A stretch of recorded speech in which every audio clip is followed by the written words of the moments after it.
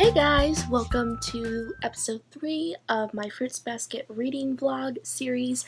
I just finished doing a discussion on volume 3, and now I'm going to do a discussion on volume 4 before we get into the actual reading of the next volume. I have yet to do a discussion on this one, so I thought let's just get it out of the way.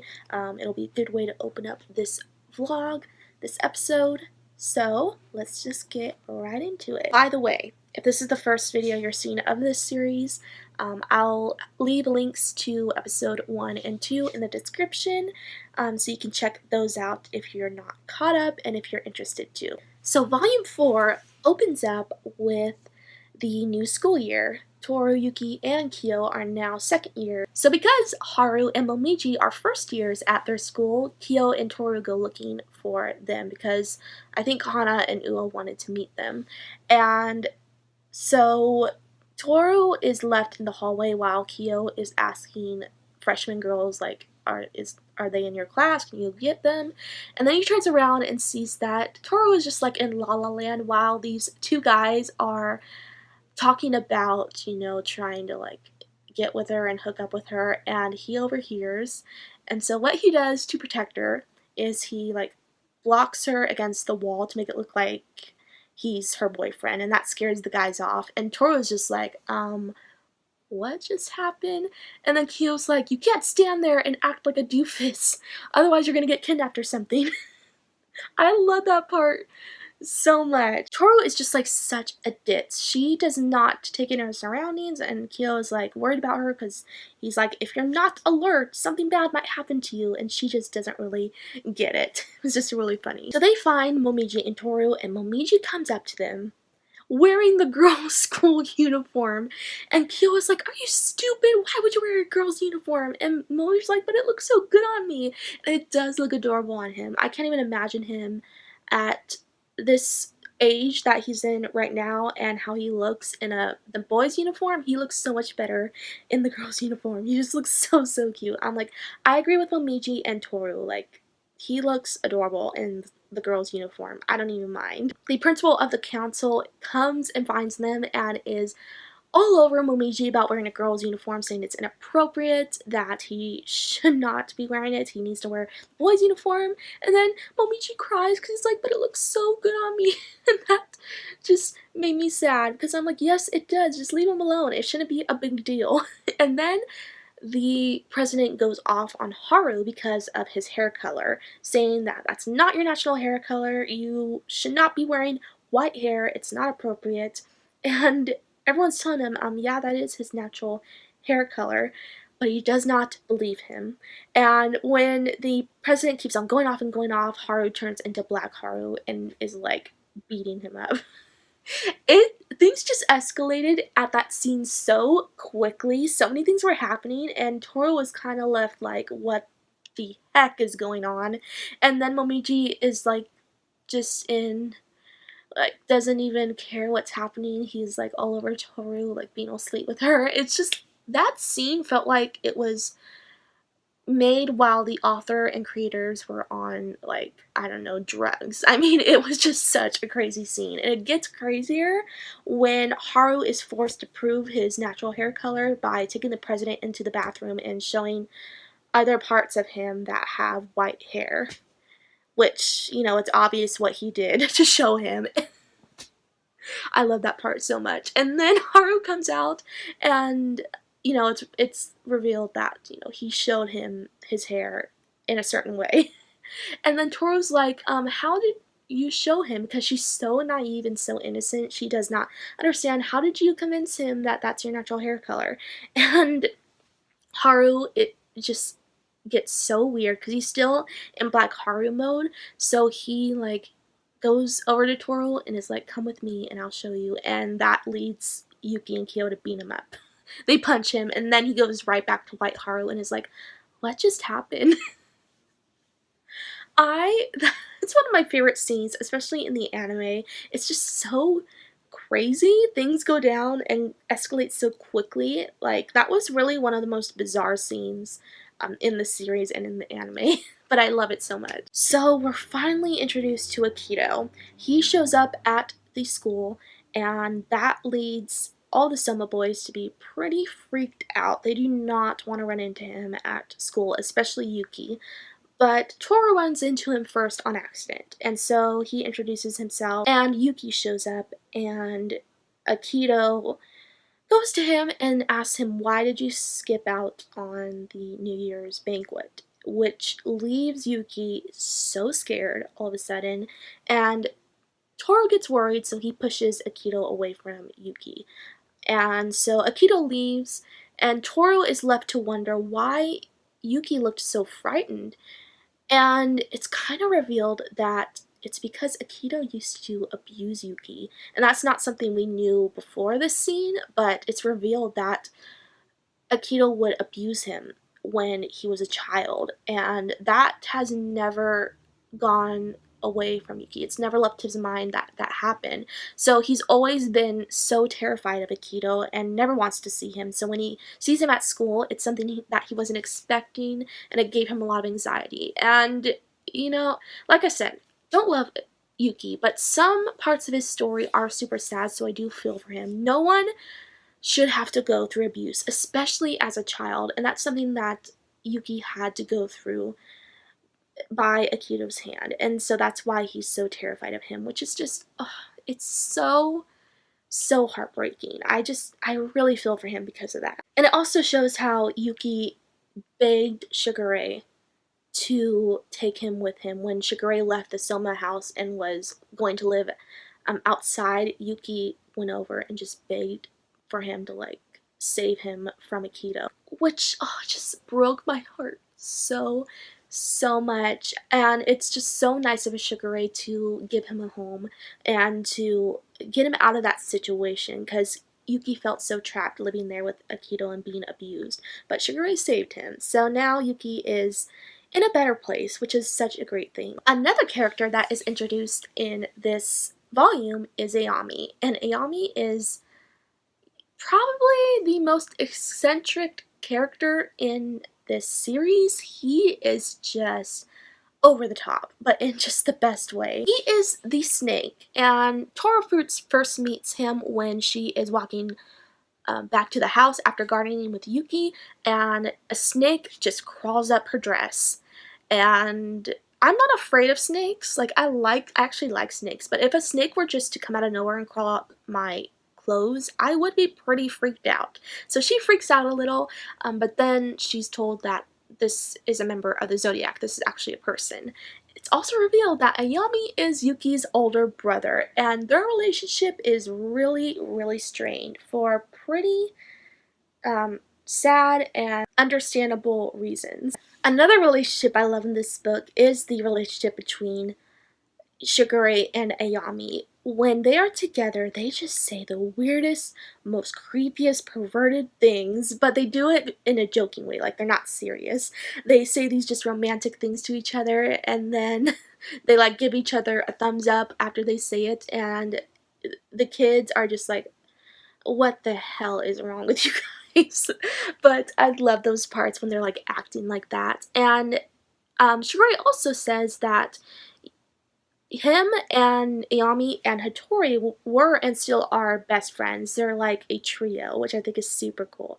I also love their dynamic together. We get some scenes with Shigure, Hattori, and Ayami together that I really love. I like how they were friends in high school because they were around the same age and grew up together, which was really cool. So Ayami takes Toru out to eat, and during that time when they're having lunch, that's when it's revealed what Ayami's relationship with Yuki is, and how they do not have a close relationship at all.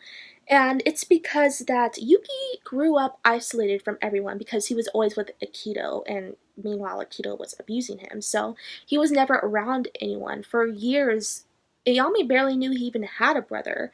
So when they did meet and when they would see each other, Ayami would just ignore him and turn him away, and because he didn't have a relationship with him, and he wasn't interested in a relationship with him because he didn't know his younger brother.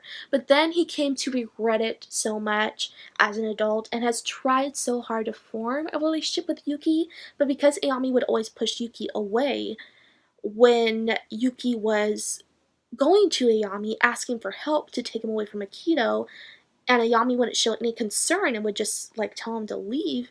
I mean, of course Yuki is going to be very hostile to his older brother. Like, I mean, it's completely understandable to me. At the same time, though, Ayami keeps trying to make an effort to form a relationship with him, and he doesn't know what to do. Like, he's about to give up. But Toru just tells him, like, don't give up hope. Just keep trying. And so that leaves Ayami to not give up, and he does keep trying. And I was always rooting for the relationship to work out. Like, I was upset with Ayami for turning him away when Yuki really, really needed someone to save him. And he was so desperate that he went to his older brother, trying to get him to save him from this situation, but he would just turn him away. So I was upset with Ayami for that, but I admire his um, desire to form a relationship with Yuki, and make up for it. So that was something that was really cool, seeing the relationship develop throughout this book, and eventually Yuki does forgive him for what he did, which is awesome. Ayami runs a shop, a clothing shop, and Haru and Momiji tell Toru this, and Toru is like, oh, that's so cool, what does he sell? What kind of outfits does he sell? And Haru is like, he sells dresses for nurses and maids. And then Momiji says, Aya says he sells romance.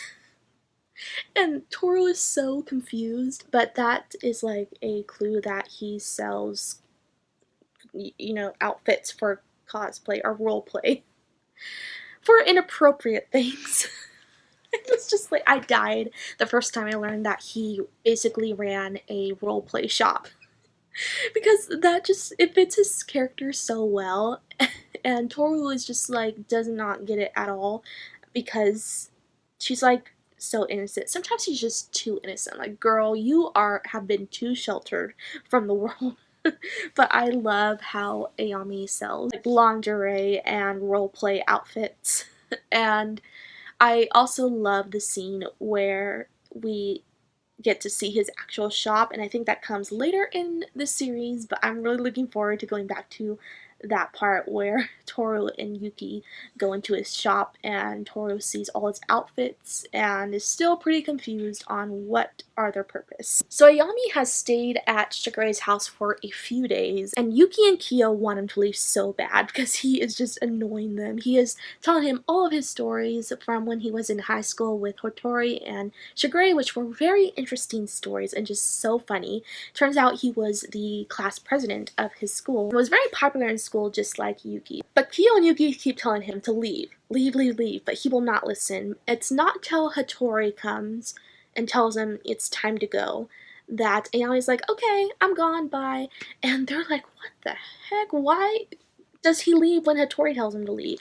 And then Shigure says it's because Ayami has a lot of respect for Hotori, especially because of what Hotori has been through in his past, and he really just admires Hotori. So I also love the relationship between Hotori and Ayami. It's really cool. And I love how Hotori is the one person that Ayami cannot say no to. Hotori can always make Ayami behave and listen, so that was really cool. So, we get some of Momiji's backstory in this volume that just leaves me in tears. While I was reading about his backstory, again, every single time, I just cry, because his upbringing is so sad because his mom abandoned him. So the story is that his mother could not handle having a child that was from the zodiac. She fell into a depression after she had Momiji. After learning that he was the rabbit, she could not handle it.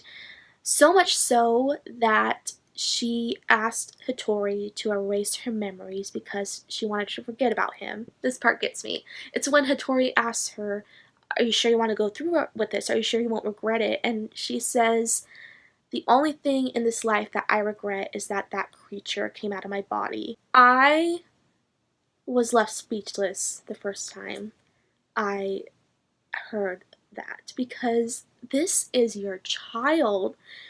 it shouldn't even matter that it's part of the zodiac. It shouldn't matter that it changes into a rabbit. This is your child, but she couldn't see that. And so she decided to forget about her own child, and she abandoned Momiji. And even his father said, if you love your mother, you'll let her forget, because she was suffering so much. She was so unstable because of the fact that her son was a rabbit, and she called him like a creature, like he was a monster, but he was just a rabbit. I mean, if my child was a little bunny, like I would want to hold them all the time.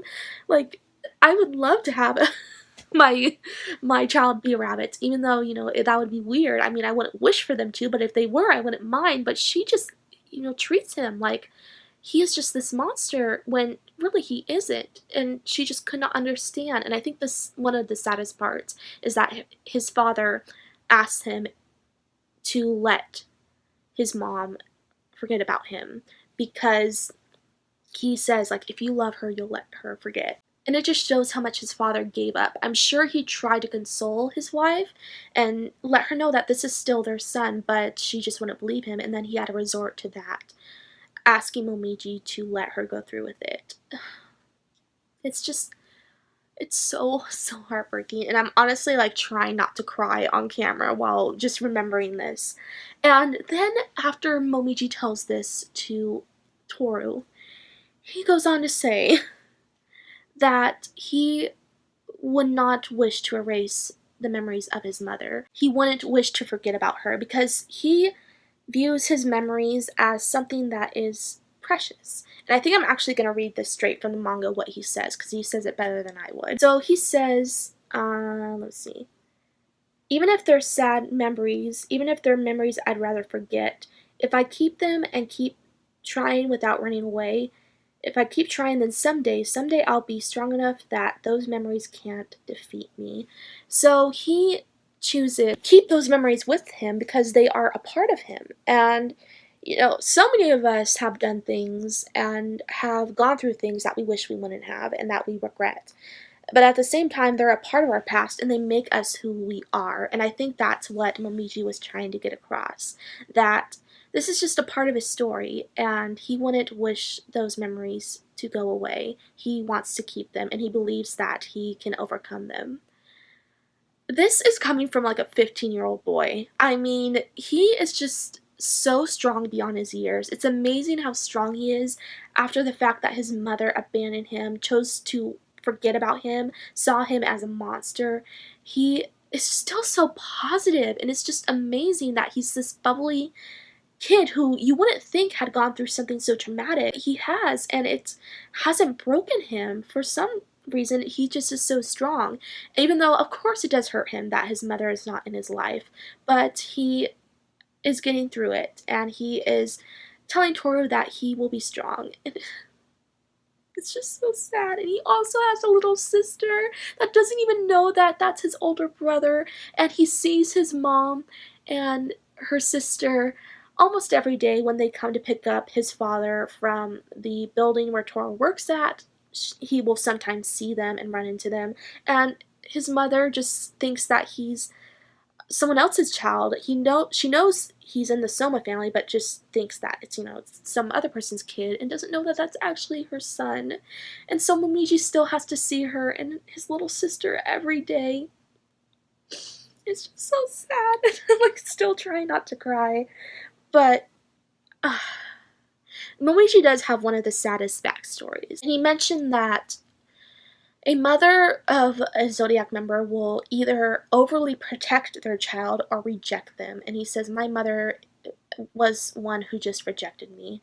And we do get to see some mothers of the Zodiac, specifically Hiro's mother, who Hiro comes up, you know, a lot later in the series, is someone who is overly protective of her child. Also, Kisa's mom is really overprotective of her because she is part of the Zodiac. But Momiji's mother was not that way. She just wanted to abandon him, which is so heartbreaking. And then Toru hugs him and to comfort him, and he turns into a bunny, and his bunny form, he is just crying. They cry together. And it's just the sweetest thing. And oh my god, okay. I need to stop talking about this because I'm really like tearing up. But, you know, that was just such a sweet moment between them. I love the relationship between Momiji and Toru. It's so sweet. And I love that Toru was there to comfort him. And then he started crying. Even though he was like trying to be so strong while telling her. And then it's in his bunny form that he breaks down. Just so sweet. And so heartbreaking. Okay. So in the next part, Toru is going to her mother's gravesite because it's the anniversary of her mother's death. So she decides to go, and her friends Ua and Hana go, and Kyo and Yuki also tag along. And they go to the grave site, and it's here that Hana is having a conversation with Kyo because Hana can read auras. She is kind of a psychic and can like read waves. She can tell when someone is either angry, sad. She can tell their emotions and can tell, sometimes I think she can tell their reasons for their emotions. And she says when she's talking to Kyo, the dead do give off waves. Your waves are echoing. Even now it's the same. Even now, why are you standing before a grave with such feelings of regret? And this is while they're in front of her mother's grave. And when I first read the manga, I did not really understand why Kyo was so, you know, distraught while at the gravesite, and it's not revealed till the end of the series why that is. And I'll get to that when we actually get to why he was, you know, so distraught in front of her gravesite. But another hint we get is when after the day, when they come back home from the gravesite, Toru falls asleep on the porch, and then Kyo bends down to her and tells her that he's sorry. So that's a little hint on what he was feeling while at the gravesite, why he was, you know, so upset over being there. But now knowing why he was so upset and seeing him go to Toru while she's sleeping and apologizing to her is so heartbreaking. But again, I'll get into that later. And then there's this conversation between Uo and Hana that I found pretty interesting. It's when they're talking about the relationship between Toru, Yuki, and Kyo. And they're talking about how it's possible that one of them or both of them are going to fall in love with her, that it's kind of inevitable. But Hana says that because she can tell, like, there's something about them, there's something dark about them. She says that until they can fight off the darkness that is in them, they don't have room to love. And yet she doesn't know why their lives are so dark. All she can tell is auras, but she can tell that they cannot learn to love until they really love themselves. And that's so true, and that really applies to the whole series and the struggles they go through. And there are times that come up when Kyo and Yuki's bad thoughts and the darkness in them is so strong that they have no room to focus on Toru, and that comes up a lot in this series. And so the volume leaves off on that. So this one I loved. I really loved this volume. There were so many scenes in here that I remember being like my favorite scenes, and I for sure gave this one a 5 out of 5 stars. Loved it so much. I like how we were introduced to some new characters as well. So that is my discussion on volume 4. As I said, I'm going to get onto reading volume 5 tonight, and I'll talk about it later when I finish it, and I'll also update you guys on how I am doing while reading it, as I usually do. So with that said, I'm going to leave off here, and I'll see you guys in the next clip.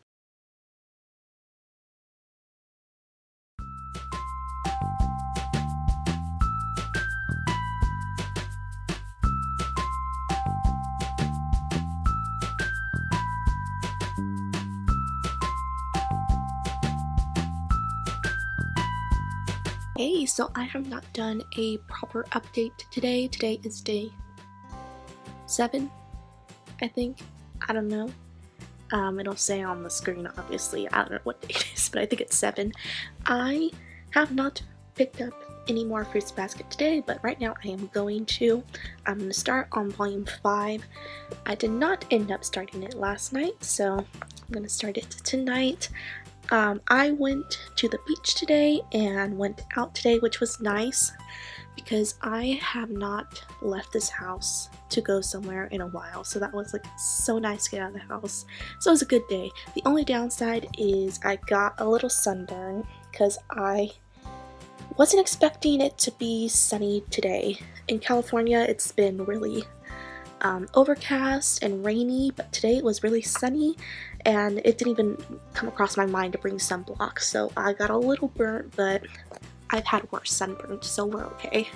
So I'm gonna get back into reading right now. I'm ready to get back into reading some more Fruits Basket, and I'm really pumped for it because the newest trailer for the remake was released today, and this animation style is just so stunning. I love it so much. The colors are so pretty.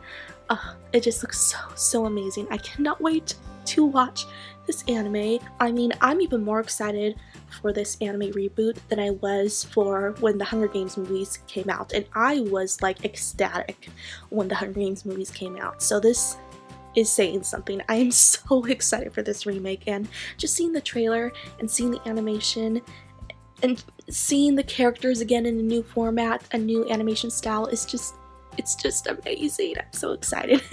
So anyway, I'm gonna get back into reading. I'm gonna start volume 5, and I might update again tonight. We'll see how it goes. So I'll see ya in the next clip.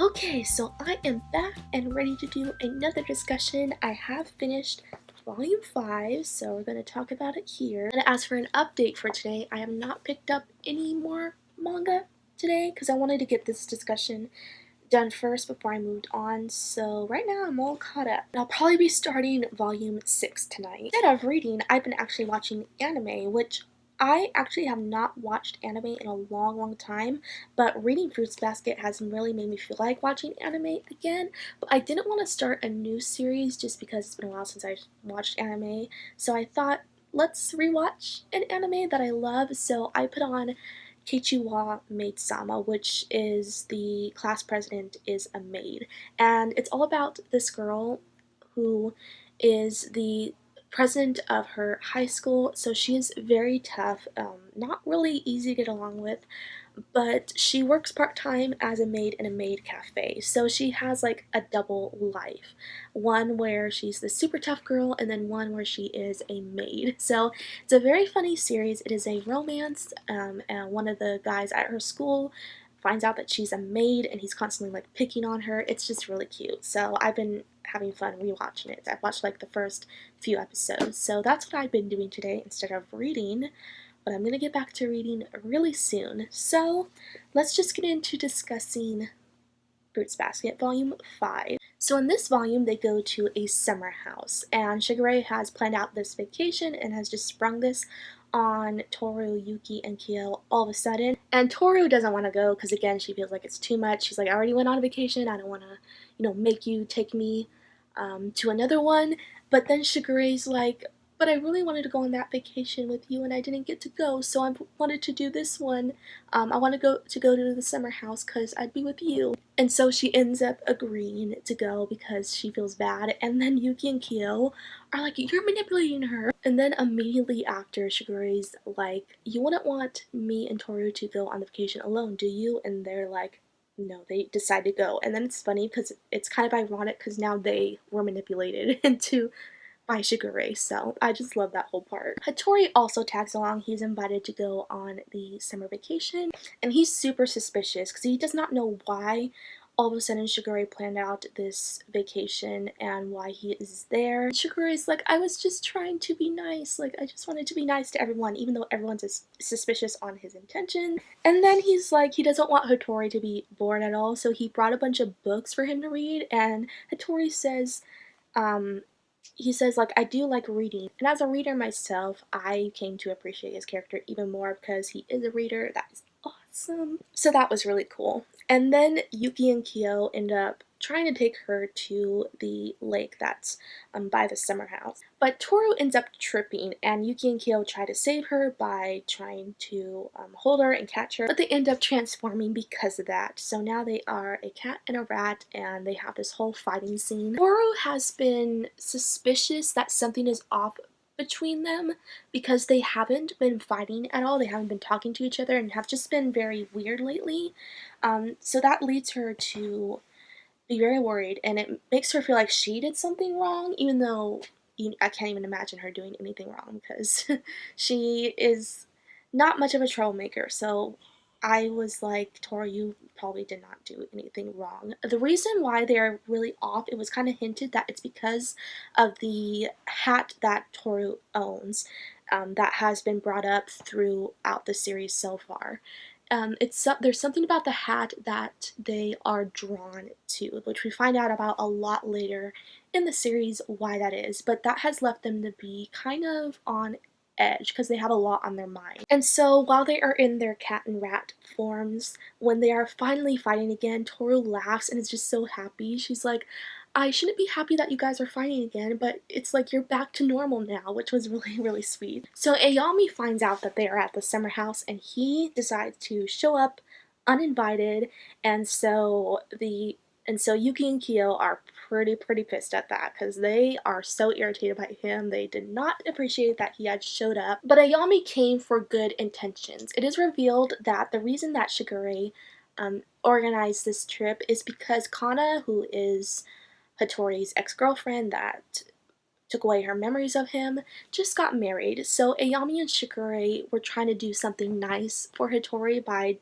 taking him on this trip, and so Hattori finally finds that out, and he's so appreciative, which was so cool. I loved seeing these three together finally, and I really love their dynamic since they are such close friends, and I like how Shigure and Ayami were so supportive of him throughout this hard time that he's having to go through, knowing that his ex-girlfriend just got married. So that was really sweet of them. Moving on, a new character was introduced, which is Kisa. She is the tiger. Kisa is just the sweetest thing ever. I love her so much. She reminds me a lot of myself. She's super quiet, pretty shy, so I really relate to her so much, and she is just, she's so sweet. I love her. So I really enjoyed seeing her in this volume finally. And she ran away from her mother. Her and her mom have been going through a rough patch because Kisa is going through a lot. It is revealed that at school she is being bullied, and because of that, she has decided to stop talking because the kids at her school would laugh at her every time she would talk, and that convinced her that she shouldn't talk anymore because whenever she opens her mouth, she just gets laughed at and teased. So she is mute. And it's all psychological. It's all in her head. But she does it because she doesn't feel like her words are valuable. She just thinks she's annoying. So she has decided not to talk. And because her mom doesn't understand why she won't talk, they get in a fight and she runs away, and while she's running away she turns into a tiger due to the stress that she is under. So Toru consoles her after she finds all of this out, and her mom ends up joining her. She comes to Shigure's house to check on Kisa, and Toru tells her mom that the reason that Kisa wouldn't tell her mother what was going on at school is because she felt embarrassed. She did not want to let her mother know that she was being teased because she felt like being teased was something that made her seem weak, and she didn't want her mother to hate her as well because she was being teased. So that's why she kept it to herself, and Toru tried to make her mother understand that the reason why she wouldn't say that she was being bullied is because she loved her mother and didn't want to lose her too, which was just, oh, so sad. And so Kisa ends up changing back into her human form, and when she changes back, she is crying, and then she hugs Toru because Toru told her mother everything she wanted to say but couldn't. And I am like, tears are coming, and I'm trying to hold them back, but they are coming. That part gets me so emotional, every single time I read it and watch it in the anime. So from then on, Kisa is doing a little better because of Toru, and it turns out that she has kind of become Toru's shadow, even though she bit Toru the first time they met. She ends up really falling in love with her, and Toru has just fallen in love with Kisa as well, and even tells her that she loves her so much and giving her all of this attention that she really deserves. Later on, Yuki is talking to Kisa and is telling her that he thinks that when someone tells you that they love and appreciate you, that's when you really start to love and appreciate yourself. And because Kisa is under so much stress and is just so not confident in herself because of how her classmates have been treating her, she has just learned to hate herself. But Yuki is telling her that there are so many people that love you, and it's when you feel loved that you begin to see the great qualities in yourself. So she flashes back to when Toru told her that she loves her, and that is when she learned to appreciate herself and love herself, all because of Toru was being so sweet to her. So that's another reason why she just really felt drawn to Toru and loves her so much. And I just love the relationship because of that. It is so sweet. And then she finally decides to speak again and is comfortable going back to school and facing her fears. So she is just such a brave girl.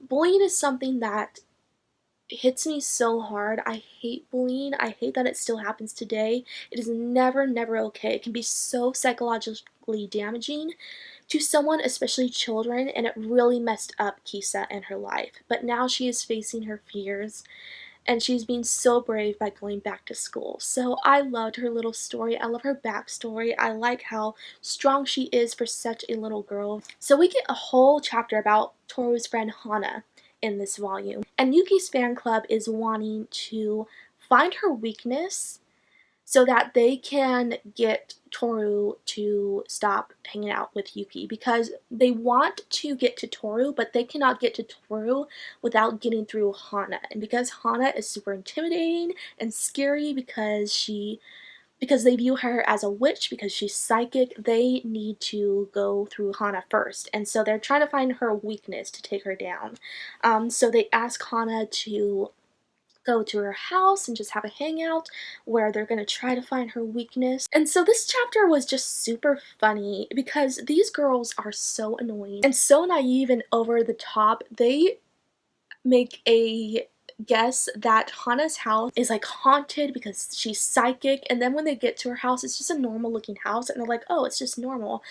I'm like, it's not like Hana is a witch. She's just psychic. She reads people's waves and auras. That's all. She's not evil, but in their minds, they think she is. And they also meet her little brother, and her little brother is also kind of psychic. And he claims that if he knows a person's name, he can put a curse on them. And then it gets better because he tells the three girls in the fan club, that he knows their names, and he says their names, and so they freak out and leave the house because they think they're going to be cursed. I just love Hana and her little brother because they are so serious and just so dark, but in a really, really funny way.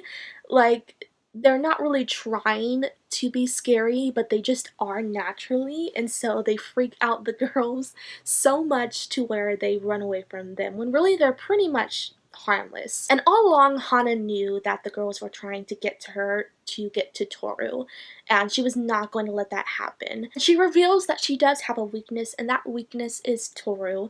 Anything bad that happens to Toru makes her very, very sad. So that is her one weakness, is actually Toru. She does have a weakness, and it is her best friend, which I thought was super sweet. It also says that she understands where the fan club is coming from, because they care and love Yuki so much that when he's getting close to someone else, that makes them feel very insecure. And she relates that to the fact that Toru is getting so close to the Somas that she feels like she is being left out, because Toru is her best friend. So because she's spending so much time with the Somas, that makes her feel a little sad, but at the same time, she wants to see Toru happy. And so she tries to get through to the girl that if you care about Yuki as much as you claim you do, you will let him be happy and associate with anyone who he wants to, because it makes him feel happy. So she tries to get that through the girls' minds, and that's how she has applied her relationship to Toru, that she feels happy for her because she has been so happy with the Somas, even though she kind of feels abandoned by Toru. So moving on to the last chapter, Toru ends up failing her test, her exam, and she feels super bad because Yuki had been helping her study, so she felt like she let him down because she didn't pass. She makes such a big deal out of it. I'm like, oh my gosh, girl, it's not that big of a deal to fail a test when you can do a makeup test, so it's not the end of the world, but she just feels so bad. And then she ends up getting sick, so she feels even worse. She feels so worthless because she is sick and she also failed a test, and she feels very upset that she can't be more active. She feels like she's a burden to the Somas, but I mean, girl, you're sick. When you're sick, that's a valid reason to not be doing anything. I mean, she's just too selfless. Like, take a sick day. I feel like she works herself overboard way too much. So no wonder she got sick, because she's constantly working and tiring herself out. Like, and I don't think she really realizes that. Such a cute part of this chapter is the fact that Kyo says he's going to cook her meals. He makes her soup, and Kyo is not a cook. None of the Somas can really cook well. That's why Toru does all the cooking. So he makes her soup, and then Shigure comes over and is like, doing the little like, oh, I know what you're doing. You're making her soup. That is like very suspicious. And then Kyo goes off of him like, what? What are you doing? He's like, I didn't say anything. He just stood there like, I love that part so much, and I love that part in the anime. It's so funny, because I'm the same way. I'm like, this means that you really like her. It also reminds me of A Court of Mist and Fury, when Reese says that when a fairy offers her mate soup, it means that she loves and respects them. So it kind of reminded me of that, and so I really felt like this was kind of like a love declaration by him giving her soup. Even though it doesn't apply to Fruits Basket at all, but it reminded me of that, and it got me all of these little giddy feelings. And then after Kyo gives her the soup, he is so sweet to her, even though he's being his usual moody and upset self. He is so sweet to her. Toru is going off apologizing for being useless during her time that she is sick. She just feels so bad, and Kyo is just like telling her to take it easy, like she doesn't have to be sorry for being sick, which is exactly what I said. And then he tells her that if you're really sorry, just try to get better, and that when she is sick and not feeling well, he is very upset and doesn't like that, which was oh so sweet. And then he also tells her, after she says that his soup is so good, he says it doesn't compare to your cooking, and then she says in her mind, it seems like he's trying to make me feel better. I love that part so much, because Kyo is being so sweet, taking care of her while he is sick. He is just low-key such a gentleman in that way. I just swoon over him. This is one of those parts where I really swooned over him so much. And at the end, I love when he is looking through a cookbook, trying to like figure out recipes, and then Momiji is teasing him for helping Toru get better. He's like, oh, you like her? And then Kyo's like, shut up! He's just like being so sweet, but like so mean at the same time. It's just so cute. And so that's where the volume ends. This was a really good volume. I give it 5 out of 5 stars. Of course, up to this point, I've given all these volumes 5 out of 5 stars because they're all so amazing. And again, I will be moving on to reading volume 6 tonight. I'm looking forward to getting back into that. I'll for sure be reading that before I go to bed. But before I go, I thought it'd be cool to do a live reaction of the newest trailer to the Fruits Basket series reboot. I have watched this trailer once, and then immediately after I was like, oh, I should have done a reaction in one of my vlogs. I didn't think about that. So I'm still going to do it anyway because I've only seen the trailer once, so I don't like remember it clearly, so I thought it'd be fun to kind of do a live reaction, and I definitely want to see this trailer again because I remember it was so well done. So let's do that. Let me bring it up first. I'm like excited to see it again. I'm just so excited for this anime. So excited. Like, can it be April already? I mean, there's only a few weeks left, but I want it now. Okay, so here it is. Let's check it out. Here it comes.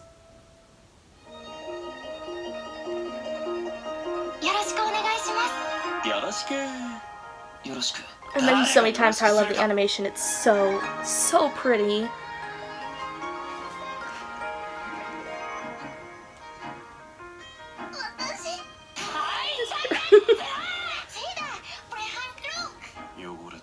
In this trailer, it shows more of the character designs for the other characters. There's Haru. It's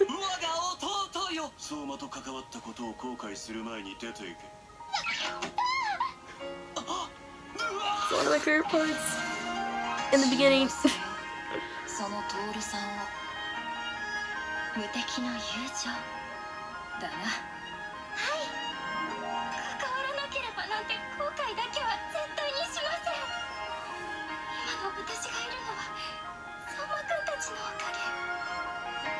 It's so sweet.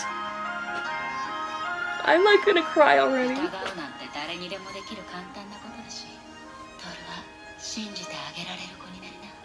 The animation is so pretty. It's so pretty. Oh, I'm gonna cry. Why? Don't cry. Don't cry. It's just so beautiful and I'm so excited. Oh my goodness. No joke, I think I'm gonna do like a live reaction to the first episode. I'm really thinking about it. This channel has kind of turned into a Fruits Basket channel right now, but that's just because the anime is coming out. So I thought it'd be very fitting to like do some Fruits Basket videos, since this is a series that is pretty much my favorite series, favorite manga, favorite books in the whole entire world. So that's why I'm putting out a lot of Fruits Basket videos. So I probably will be doing a live reaction to the first episode, and I kind of really want to because I have a feeling I'm going to be super emotional, so that'd be really cool to catch on camera. But anyway, this is where I'm going to end this vlog since I feel like it is getting pretty long, so I'm going to go, and I hope you guys enjoyed the second episode. Episode 3 will be coming out probably in a few days, so if you're interested in that, be sure to come back and check up on that. So with that said, I hope you guys enjoyed the video. If you did, be sure to like, comment, and subscribe down below for more bookish related videos. And also be sure to follow me on social media because I post a lot on there. The links for that will be in the description box. And I'll be back really soon. Bye.